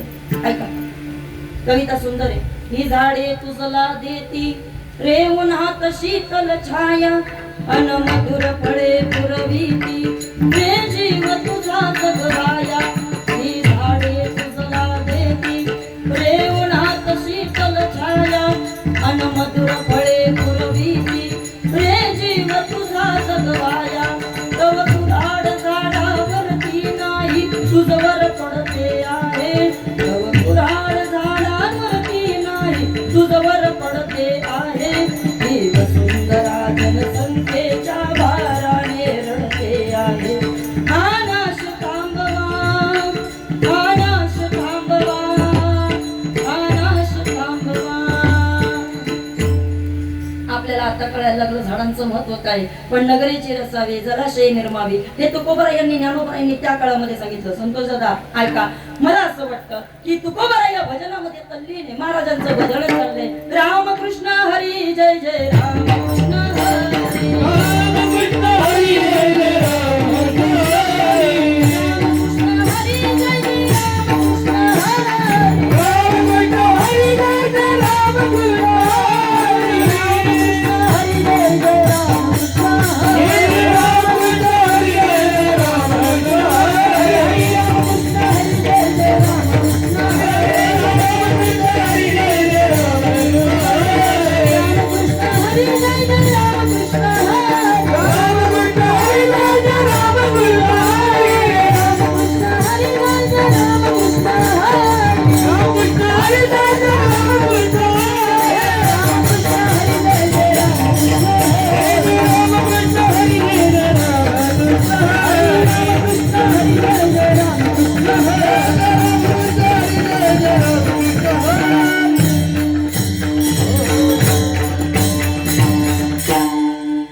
महाराजांचं भजन चाललंय, रामकृष्ण हरी जय जय रामकृष्ण हरी. तेवढ्यामध्ये आवली आई साहेबांचं तिथे येणं झालं. इकडे पा त्याच्या अगोदर एक प्रसंग आहे. आवलीचा काटा या ठिकाणी विश्वाच्या मालकानं काढला. म्हणजे याचा अर्थ काय, सगळ्यात आधी तुकोबरा यांच्या आधी सुद्धा जर तुकोबरा यांच्या जीवनामध्ये देव कुणाला भेटला असेल तर तो त्यांच्या पत्नीला आवली आई साहेबांना भेटला. पण आता इकडे पा ऐका, आवली आई साहेब ज्या वेळेला वर आल्या त्यावेळेला तुकोबरा यांनी आवलीकडे पाहिलं आणि आवलीला प्रश्न विचारला. काही काही कीर्तनकार सांगतात की आवली आई साहेब घरात बाहेर पडायच्या, मग तिथं चौकामध्ये यायच्या, मग भिंतीला रस्त्याला कान लावायच्या, विठ्ठल विठ्ठल आवाज यायचा. ऐकलंय का? बोलत नाही का तुम्ही? बोला की. हे सगळं चुकीचं आहे बाबा, हे चुकीचं आहे. उगाच काहीतरी बोलण्यामध्ये काहीच अर्थ नाहीये. मान्य आहे मला, तुकोबरा या ज्या भूमीवरनं गेले असतील नक्कीच नक्कीच बाबा त्या भूमीमधनं विठ्ठल विठ्ठल आवाज आला असेल, त्याच्याबद्दल माझं कोणतंच दुमत नाहीये. महाराजांच्या पदस्पर्शानं या ठिकाणी नक्कीच तिथील तृण आणि पाषाणं तेही देव जाणावे. जिथं जिथं महाराजांचे पाय लागले असतील ती नक्कीच भूमी पवित्र झाली असेल, याच्याबद्दल मला काहीच बोलायचं नाहीये. पण प्रामाणिकपणे एक जेन्युइन लॉजिक यूज केलं तर मला वाटतं की तुम्ही सर्वजण विचार करू शकता. खरंच खरंच आवली तुकोबरा यांना शोधण्याकरता, अरे जी विठ्ठलाला कधी विठ्ठल म्हणत नव्हती, जी कायम म्हणायची काळ्या विठ्ठ्यानं माझं वाटोळं केलं, ती विठ्ठल विठ्ठल शब्द मातीला कान लावून ऐकू शकते? तुम्ही बोला, माझ्याकडे 11 पर्यंतचा वेळ आहे म्हणायला. बोला बोला तुम्ही बाबा.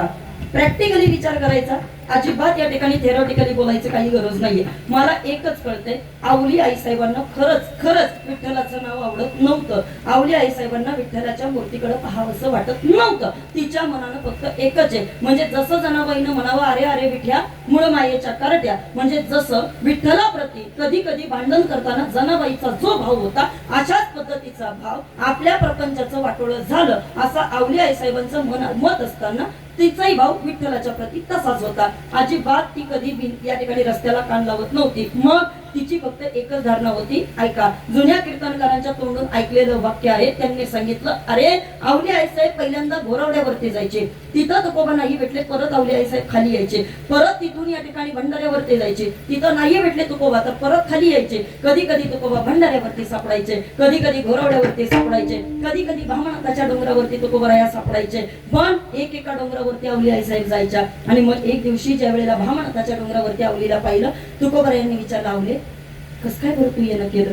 आवलीच्या मुखातनं शब्द बाहेर पडले, हा अगं आवले, एवढ्या जंगलाचा रस्ता आणि या काट्या कुट्याचा रस्ता तुडवत असताना तुझा धनी इथंच असेल हे तुला कसं काय बरं कळालं? आवलीच्या तोंडातनं मुखातनं शब्द बाहेर पडले आणि आवलीनं सांगितलं, म्हटले धनी माझं फक्त तुमच्यावरती प्रेम आहे, मला माहित नाहीये, पण एकच वाक्य सांगते ऐका, जर तुमच्या मनामध्ये जर एखाद्या व्यक्तीला भेटण्याची तीव्र इच्छा असेल ना, आणि जर तुमचं अंतःकरण त्या व्यक्तीच्या बाबतीत खरंच पवित्र असेल ना, तर आपोआप या ठिकाणी तुम्हाला रस्ता सापडतो आणि तुम्ही आपोआप तुमच्या ध्येयापर्यंत पोहोचता. एवढ्यावरती फक्त माझा विश्वास आहे आणि म्हणून मला तुम्ही या ठिकाणी इथंच असाल हे माझं मन मला सांगते आणि माझं मन तुम्हाला इथपर्यंत मला तुमच्यापर्यंत घेऊन आलं. तुकोबारायांनी आवलीकडे पाहिलं आणि मग तुकोबारायांनी विचार केला आणि आवलीला सांगितलं, आवले धन्य आहेस बाई तू, अगं प्रपंचामधला तुझा मालक कुठे आहे हे तू कुठेही शोधत येते आणि तुला तुझ्या प्रपंचामधला मालक भेटतोय. आणि ज्या देवाला भेटण्याकरता मी माझ्या प्रपंचावरती लात मारतोय आणि ज्या देवाला भेटण्याकरता प्रपंच सोडून मी भामनाथावर भंडाऱ्यावरती घोरवड्यावरती बसतोय,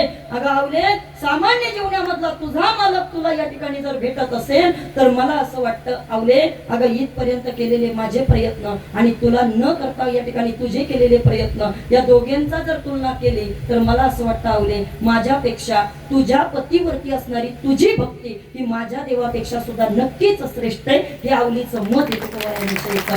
तुम्ही थोडं लक्षात घ्या.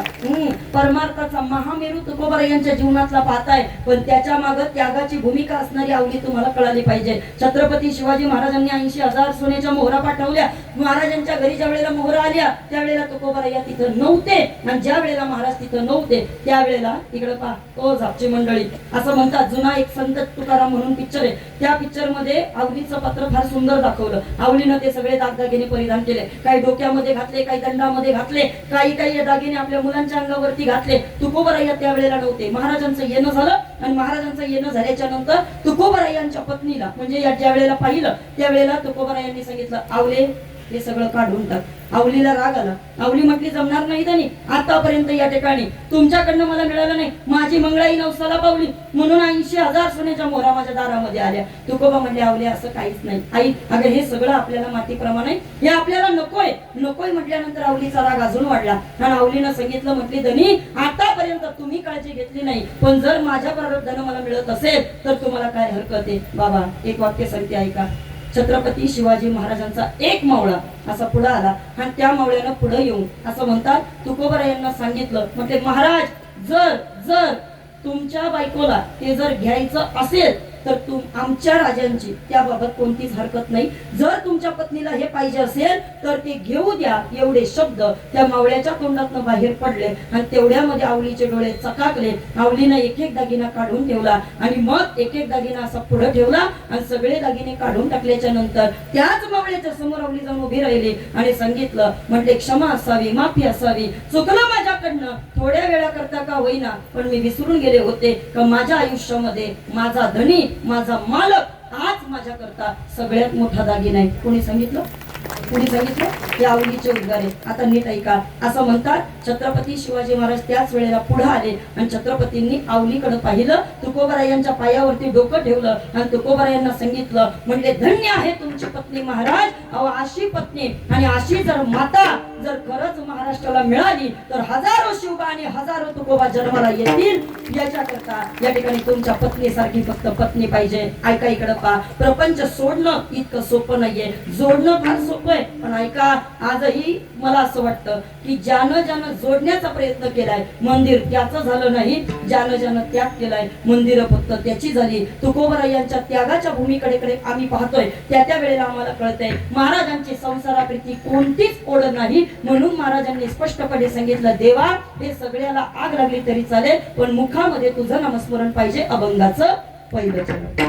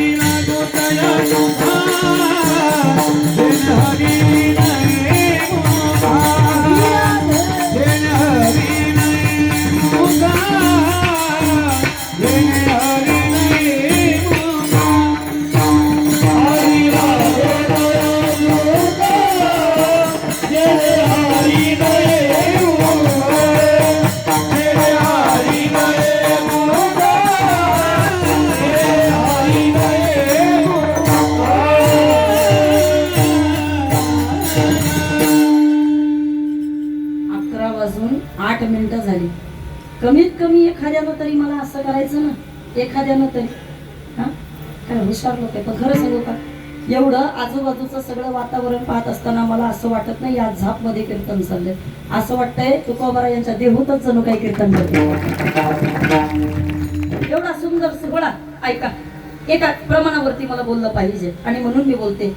संसाराला आग लागावी अशी कुणाचीच इच्छा नाही. अहो बाकीचं जाऊ दे, भांडणामध्ये कधी एखाद्या वेळेला एखाद्या महिलेनं शब्द काढला, आग लागू दे तिकडे, असं जर कोणी म्हटलं चालतं का? तेच बारीक तोंड केली बाबा तुम्ही. कुणालाच आग लागू दे असा शब्द चालत नाही. इकडे पहा, तसा शब्द या ठिकाणी योग्य वाटत नाही, तो ऐकावासा वाटत नाही. पण आज मात्र तुकोबा या म्हणतात, देवा आज मात्र सुखाला आग लागू दे. का बरं तुकोबा सुखाला आग लागू दे असं म्हणतात ते? याच्या मागचं कारण सांगते. सुखाची परिभाषा बदलत चालली बाबा. पूर्वीच्या काळी जे प्रेम होतं ते आता लोकांमध्ये दिसत नाही. पूर्वीच्या काळी जिवळ होता माणूस होती ती आता लोकांमध्ये राहिली नाही. सुख वाढलीत ना, सुख वाढले. तिकडे पहा, अरे पूर्वीच्या काळी गावात एखादी सायकल आली तर अख्खं गाव त्याला पाहण्याकरता जायचं. आता प्रत्येकाच्या दारावरती बाबा 4 व्हीलर गाडी उभी आहे. बोला ना, बोला ना, सुख आहे की नाही? बोला बोला, सुख वाढलंय की नाही? सुख वाढलंय, पण ऐका, त्या सुखामध्ये प्रेम मात्र राहिलेलं नाही. सांगू तुम्हाला, जुनी एखादी मावशी असायची बाबा, तर ती मावशी जेवण म्हणून झाल्याच्या नंतर जुन्या लोकांना आजही इथं बसलेल्यांना माहित असेल, एखादा पाहुणा अनपेक्षितपणे घरी यावा आणि त्याच्याबरोबर आपला गप्पा मारत मारत जेवण व्हावं अशी आपली प्रत्येकाची जुन्या लोकांची इच्छा असायची. त्यांना फक्त एकच वाटायचं, काय कायम लोकांची दारं अशी उघडी असायची बाबा, उघडी. आणि ती दारं उघडी असायची का? कुणीतरी अगदी एखादा पाहुणा यावा, कुणी रस्त्यानं दिसलं तरी, भाऊ या घरी जेवण चाललंय असं कोणीतरी म्हणायचं. आणि मग कुणीतरी आपल्या बरोबर जेवणाला असावं अशी त्या काळामध्ये लोकांची इच्छा असायची. आता जेवण बनवल्याच्या नंतर चुकून एखादा पाहुणा जर घरी आला, दादा आता लोकांची इच्छा नाहीये पाहुण्यांना आपल्या बरोबर जेवायला बसावं. मग आता लोक पाहुणा जाण्याची वाट बघत असतात. हा कधी उठेल आणि मग मी कधी ताटावरती बसेल. का? लिमिटेड फॅसिलिटी झालेल्या आहेत आपल्या. हा, माणसं मोजून चपात्या केल्या जातात. नाही कळलं तुम्हाला बाबा?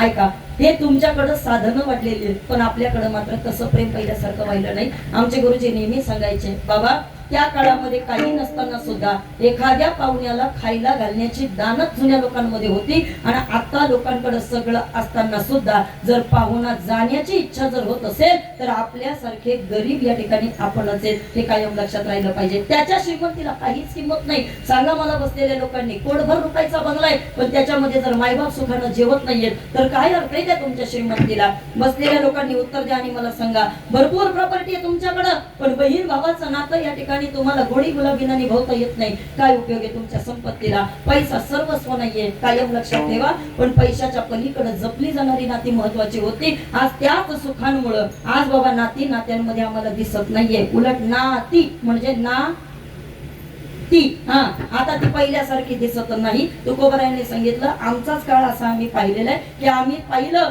समाजाचं वागणं बोलणं आमच्यावर कसं होतं. तेरे ही जितने साथी सब वक्त के चलिंदे है, छीन कर तेरी दौलत दो ये लफ्ज़ फंदे है, इसलिए मैं कहता हूँ खूब सोच ले दिल में, तू खुदा को भुला है वक्त के झमेले में. मला एकानं विचारलं, ताई श्रीमंत सप्ता कशाला म्हटलं जातं?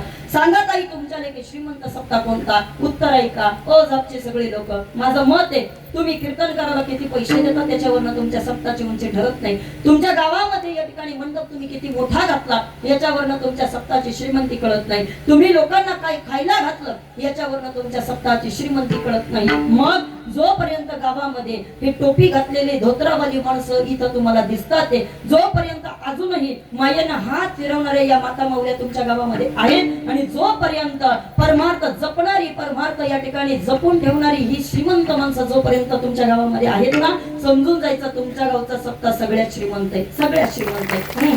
कारण ही माणसं आता पाहिलं, अहो पैशानं या ठिकाणी सगळं विकत घेता येतं, पण या जुन्या लोकांचं प्रेम विकत घेता येत नाही. आणि मी ही लोकांना सांगत असते, या प्रेमाकडे जरा पाहत जा माणसानं. कारण सांगते, वय झाल्यानंतर माणसानं बाबा म्हातारं व्हायचं नाही, त्यानं ज्येष्ठ पदापर्यंत पोचायचं. कारण म्हातारपण हे दुसऱ्याचा आधार शोधतं आणि ज्येष्ठत्व हे दुसऱ्याला आधार देण्याचं काम करतं. ही सगळी माणसं ही समोर बसलीत ना, ही सगळी आधार देणारी माणसं आहेत. आणि जपली बाबा तुमच्या कोकणामधल्या या सगळ्या लोकांनी ही माणसं, ही तुमच्याकडची सगळ्यात मोठी श्रीमंती आहे. सांगा, 11 वाजून 15 मिनिटं व्हायला आले, लोकांना अजून चेहऱ्यावरती मला कोणाच्या असा आळस दिसत नाही, थोडा कंटाळा दिसत नाही. टाळकऱ्यांना आलाय थोडासा?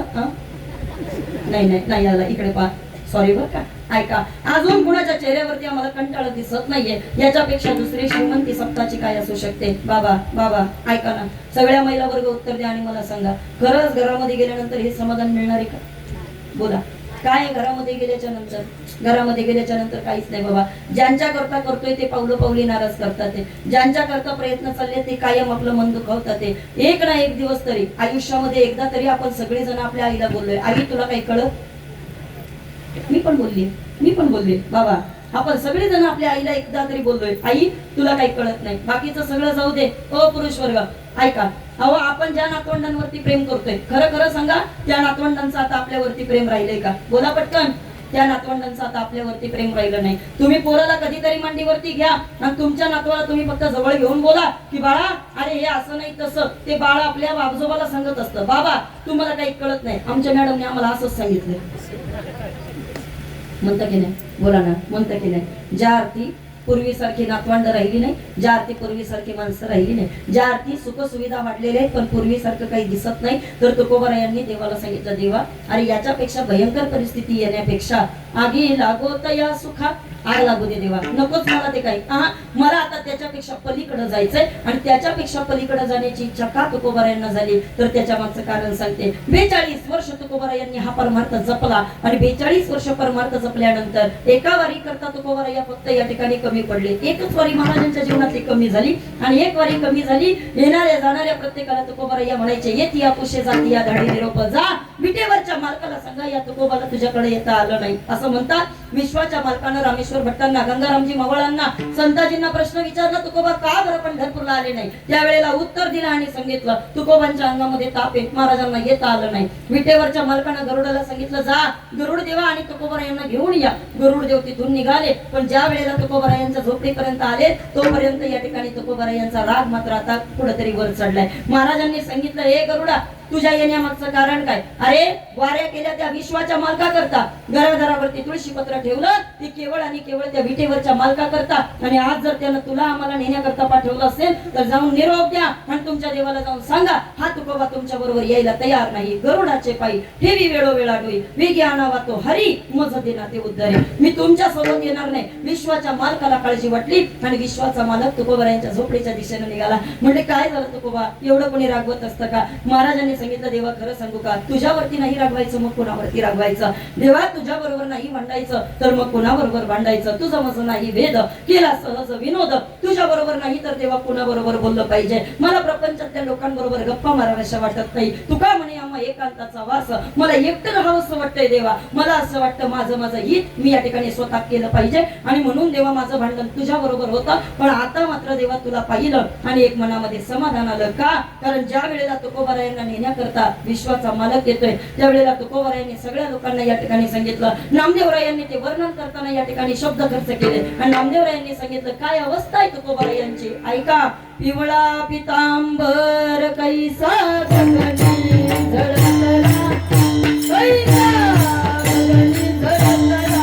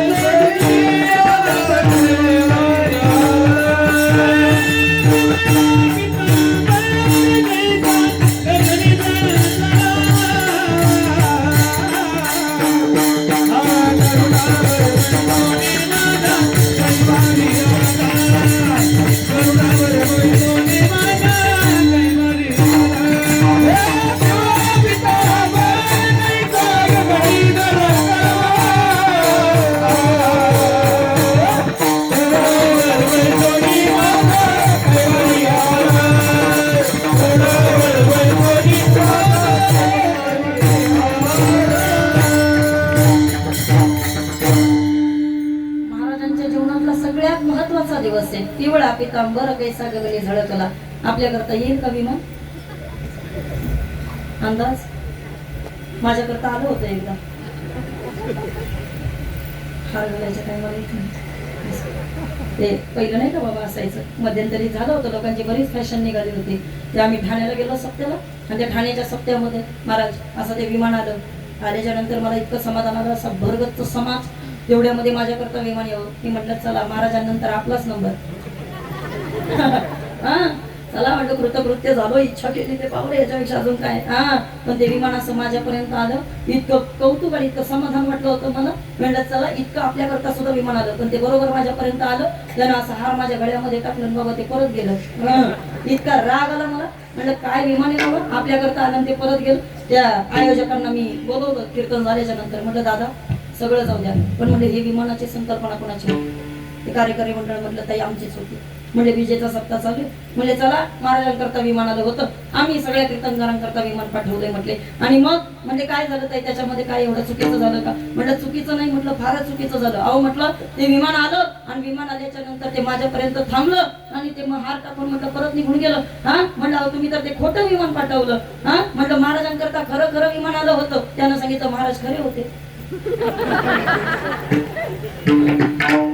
पुढचं नाही बोलत आता मी झाला आता माझा टाइम संपत आलाय आयगा इकडं पहा हे मला का सांगायचंय पहा महाराजांच्या जीवनामधला हा सगळ्यात यशस्वी प्रयोग होता लक्षात राहू द्या बऱ्याच चुका तुमच्या आमच्याकडनं होत असतात बरेचसे प्रयत्न तुम्ही आम्ही या ठिकाणी करत असतो प्रपंचाकरता प्रयत्न करण्यापेक्षा ऐका महाराजांनी जीवनामध्ये एकच प्रयत्न केला होता महाराज प्रपंचाकरता कधीच बाबा या ठिकाणी तत्पर नव्हते आपल्या प्रत्येकाला माहितीये संसाराच्या नावे घालवणी शून्य महाराजांची ही प्रपंचाकरता व्याख्या आहे उलट जे तडफड करणारी लोक तुकोबर यांना दिसायचे ना जी लोक फारच प्रपंचाकरता हळवी ज्यांना फारच प्रपंचामध्ये मन धरणी करावीशी वाटते ज्यांना फारच प्रपंचामध्ये या ठिकाणी मुलाबाळांचा सांभाळ करावा असं वाटतं तुकोबराया त्यांच्याकडे पाहिजे संतोष महाराज कधी कधी तुकोबराया त्यांच्याकडे पाहून विचारायचे आयुष्य वेचोनी कुटुंब पोशिले काय हित केले सांग बापा फुकाचा चाकर झाला से काबाडी नाही सुख घडी भोगावया हे क्षण जीवनामध्ये सुखाचा मिळालं नाही काय त्या प्रपंचाकरता इतकं कौतुक करत बसता आपल्याला वाटतं बायकोचा नवरा झालं पाहिजे आपल्याला वाटतं मुलाचा बाप झालं पाहिजे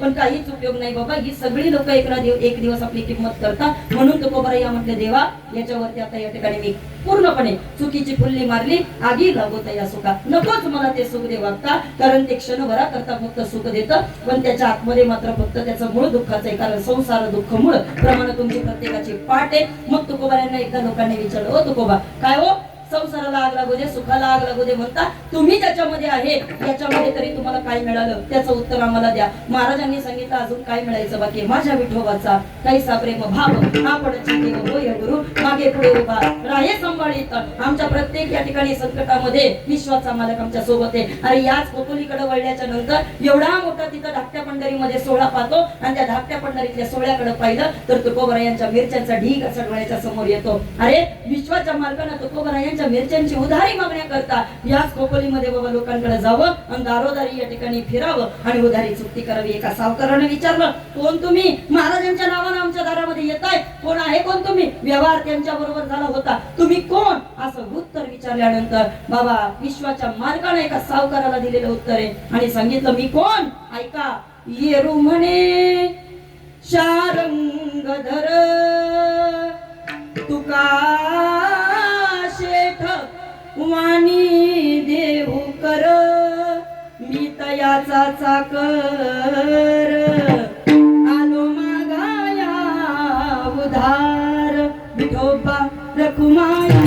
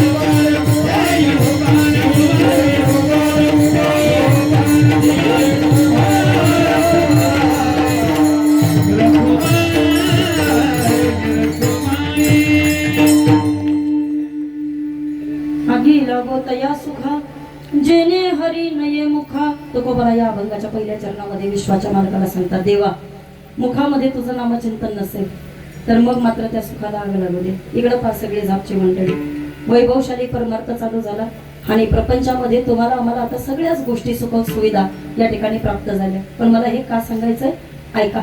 महिला वर्ग, जुन्या जेवढ्या महिला इथं बसल्यात मी त्या प्रत्येक महिलेचा आदर करते, कारण तुम्ही काबाड कष्टानं जगल्यात. मी त्या प्रत्येक महिलेचा या ठिकाणी आदर करते, कारण तुम्ही तुमच्या जीवनामध्ये फार दुःख पाहिली. आता तितकी दुःख आत्ताच्या महिलांना नाहीये बाबा, आहेत का?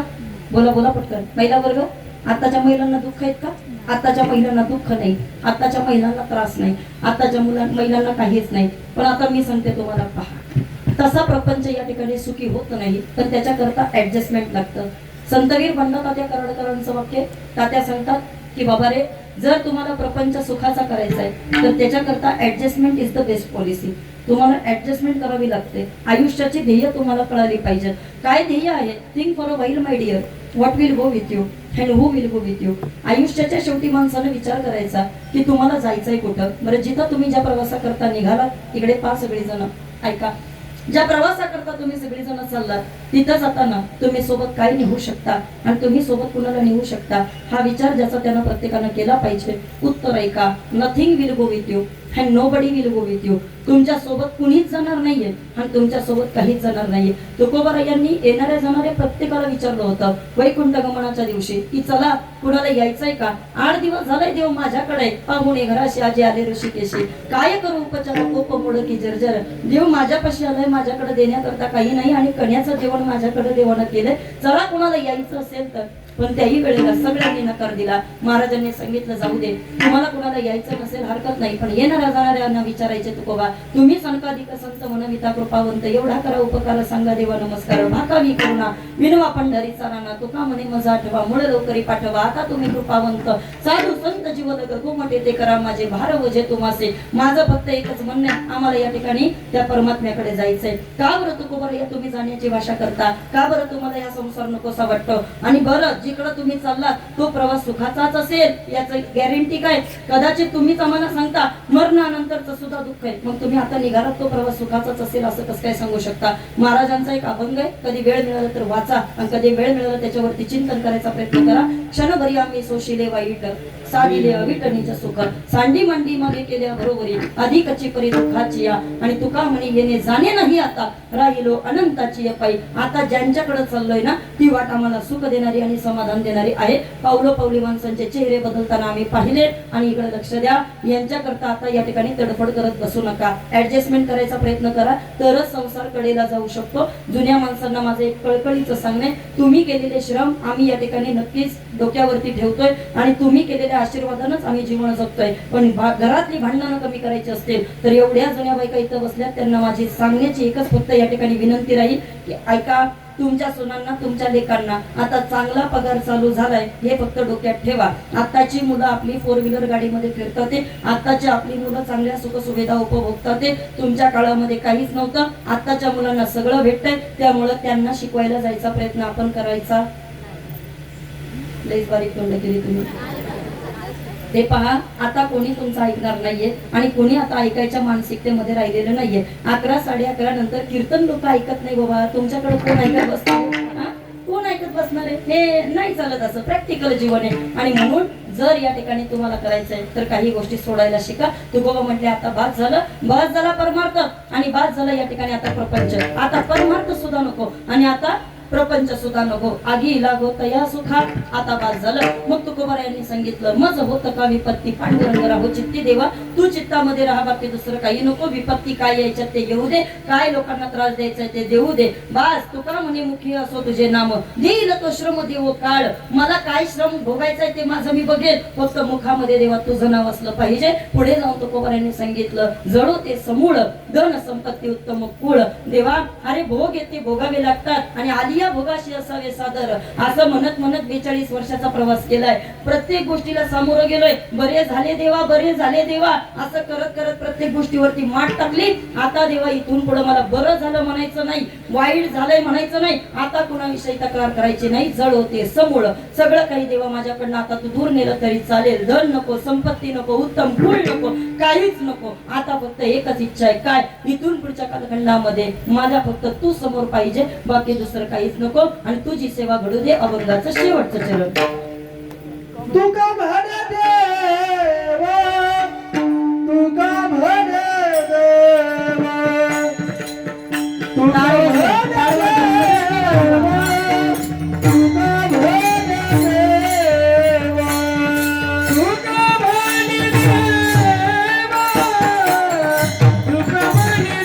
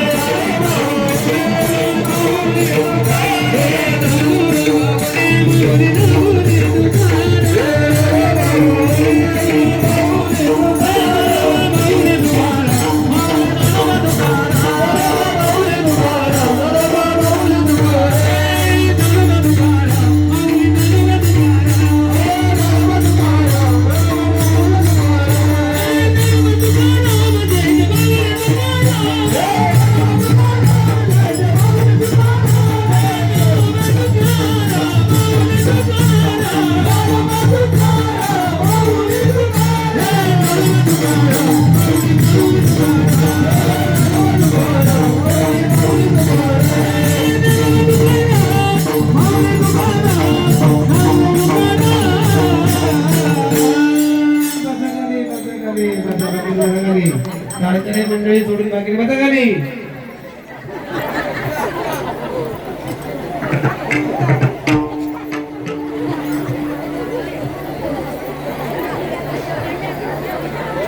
एकदा रवी दादा करता जोरात टाळी पाहिजे.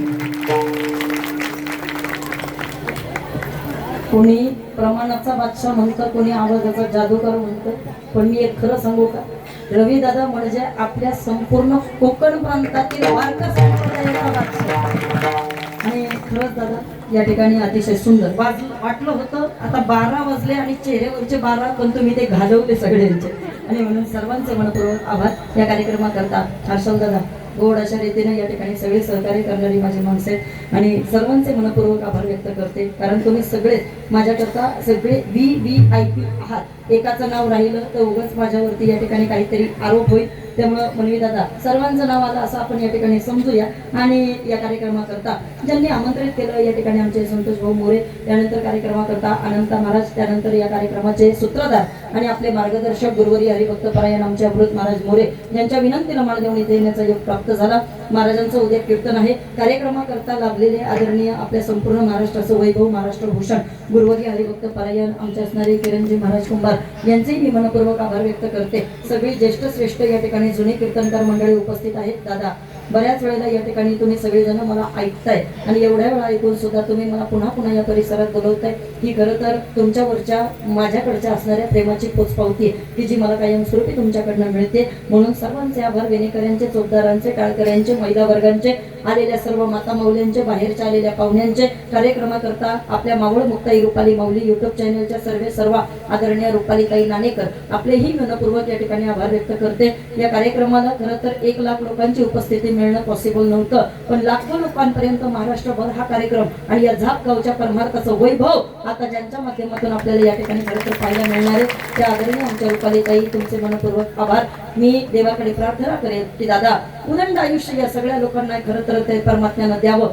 आतापर्यंत कधी आयुष्यात काही मागितलं नाही देवाकडे, आणि इतकंच मात्र देवाला नक्की सांगेन की भगवंता इथून पुढं मात्र या लोकांचं इतकं निरोगी आणि उदंड आयुष्य कर का याच सप्ताहाची 100री करत असताना, ऐका 100री तुम्ही आणखीन 24 वर्षानं करणार आहे, पण ही 100री करत असताना मला असं वाटतं की संपूर्ण महाराष्ट्रातल्या कानाकोपऱ्यातल्या लोकांनी तुमच्या झाप गावामध्ये यावं अशी या ठिकाणी खरं तर ज्ञानोबांकडे प्रार्थना करते. आणि इतकं देखणं स्वरूप तुमच्या सप्ताहाला प्राप्त व्हावं. पुन्हा एकदा सर्वांचे मनपूर्वक आभार. मी उणते पुरते अधिकते सरते करून घ्यावे ते तुमते विनवीत असे. नाचून ज्ञानोबा यांचा गजर झाला. आता हात वर करून तुकोबा यांना या ठिकाणी आपल्याला खरं तर या दोन्ही हात वरती करून तुकोबा यांच्या प्रती आदरभाव आपल्याला व्यक्त करायचा आहे. आणि तो आजचा महत्वाचा दिवस आहे ज्या तुकोबा यांमुळं आपल्याला पारमार्थिक आणि प्रापंचिक संपत्ती या ठिकाणी सुखानं उपभोगता येते, ज्यांच्यामुळं शांततेची रात्रीची झोप तुम्हाला आम्हाला पाहायला मिळते, त्या तुकोबा यांचं एकदा गोड भजन करायचंय. सर्वांनी दोन्ही हात वरती,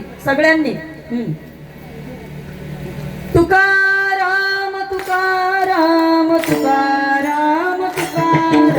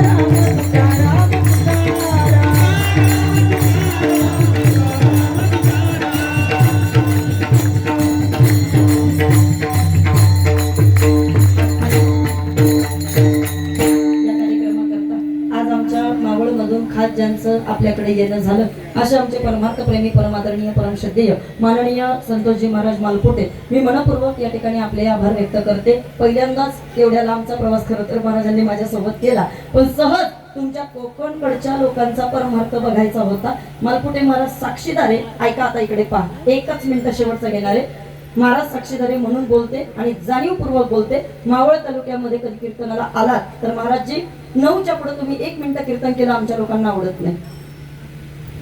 9च्या पुढे 1 मिनिट कीर्तन केलं आमच्या इकडे लोकांना आवडत नाही. महाराज आवडतं नाही आवडत. उलट लोक म्हणतात हिला बराच टाइम लावला, हिला परत कीर्तनाला बोलू नका. नीट ऐका. लोक म्हणतात परत हिला बोलू नका. ते महाराज फार वेळ लावतात मला, म्हणून मी लोकांना सांगत असते ऐका. कधीतरी संप्रदायाचं वैभव काय, कधीतरी संप्रदायावरती प्रेम कसं केलं पाहिजे आणि संप्रदायाला मनापासून आदर कसा दिला पाहिजे हे जर खरंच कुणाला महाराष्ट्राला बघायचं असेल ना त्यांनी नक्कीच तुमच्या कोकणाकडे येऊन कीर्तनाचे एवढे टाळकरी, एवढ्या टाळकऱ्यांचा उत्साह आणि 12 वाजेपर्यंत संप्रदायामध्ये इतकी एनर्जी जर आम्हाला महाराष्ट्रात कुठं पाहायला मिळाली तर फक्त तुमच्या कोकणमध्ये. आणि म्हणून पुन्हा तुम्ही इथं बोलवताय हे तुमचं खरं तर माझ्यावरती करेन असं म्हणत नाही, पण ऐका ही खरंच ज्ञानोबारायांकडे मागितलेली भीक आहे. ज्ञानोबारायांना सांगत असते तुका म्हणे मज घडो त्यांची सेवा आणि परी माझ्या दैवा पार नाही. रोज ज्ञानोबारायांकडे भीक मागते देवा. हा अभ्यास जो चाललाय ना हा अभ्यास ऐऱ्या गैऱ्याच्या हातामध्ये नाही केला पाहिजे. तो अशा लोकांच्या लोकांच्या हातामध्ये गेला पाहिजे का ज्यांचे खुललेले प्रसन्न चेहरे आहेत अशा लोकांच्या हातामध्ये गेला पाहिजे का ज्या लोकांना परमार्थाची जाण आहे, ज्या लोकांना परमार्थाची चाड आहे. आणि माझं खरं तर हे खरंच सौभाग्य आहे, माझ्या पूर्वजन्मीचं सुकृत आहे की तुमच्या लोकांकडे मला येऊन हे सगळं ज्ञानदानाचं इथं काम करायला मिळते. आणि म्हणून पुनश्च एकदा त्या ज्ञानोबा तुकोबांचे मनपूर्वक आभार मानते. विठ्ठल जय जय विठ्ठल, जय विठ्ठल, जय जय विठ्ठल. जय विठ्ठल जय जय विठ्ठल.